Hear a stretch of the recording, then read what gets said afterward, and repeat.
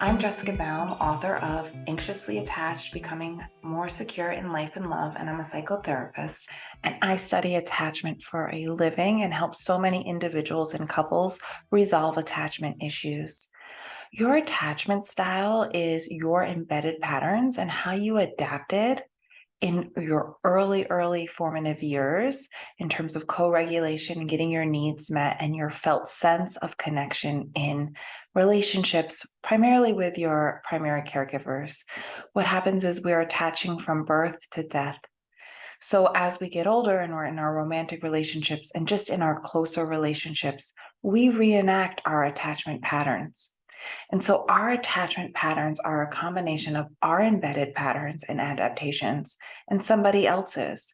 So in the relationship, it's the combination of two people's relational dance patterns and adaptations. When you start to really understand your patterns, how you adapted that way, you can begin to heal those patterns and you can have more fulfilling relationships because you start to understand why you're behaving the way you are, why you're attracting who you're attracting, where there's an opportunity to heal and create more fulfilling relationships and more insight to your own behavior. Everyone is really fascinated about the anxious avoidant dance. And if you don't know what this is, let me explain this. There's a dance when it comes to intimacy.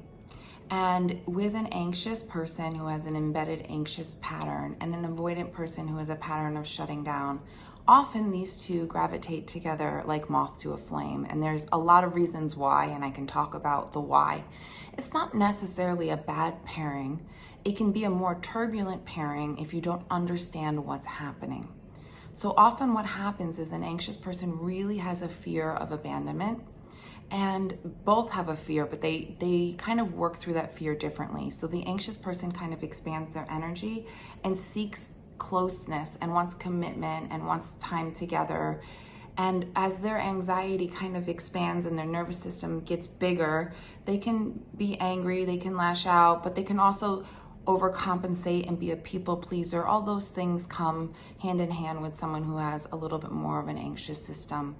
Someone who has an avoidant system can actually be pursuant in the beginning and come on really strong. And when conflict starts to arise or when intimacy comes up, they can get really scared. And I also refer to them as they kind of shut down, or they can go in their shell, or they can ghost you, they can disappear.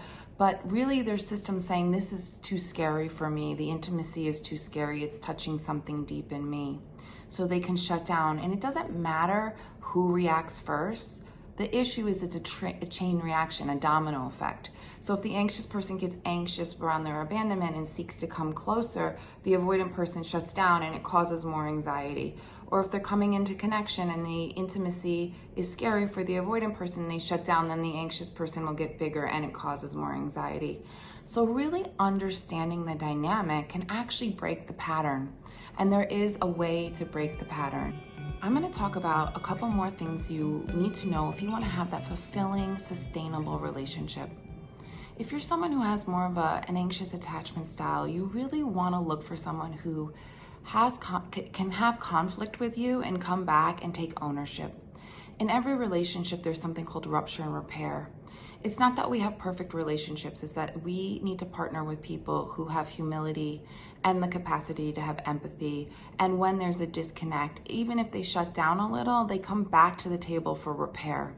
So it's really important to understand that part of the dating process is learning how to have conflict, or quote unquote fight, in a way that brings you closer, because that's how intimacy actually gets built. It's not built in this honeymoon phase of everything's perfect. It's like, when things aren't perfect, how do we come back together? Because that tells you a lot of how you can work through your anxiety as it shows up in the relationship. I wrote this book for people on the anxious end of the spectrum, but really it explains the anxious avoidant dance and offers a path for healing for both people.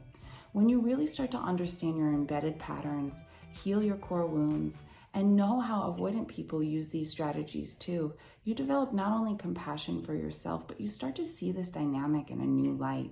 It's really important work for both you and your partner or future partners, that you start healing these patterns so you don't keep repeating them in every relationship.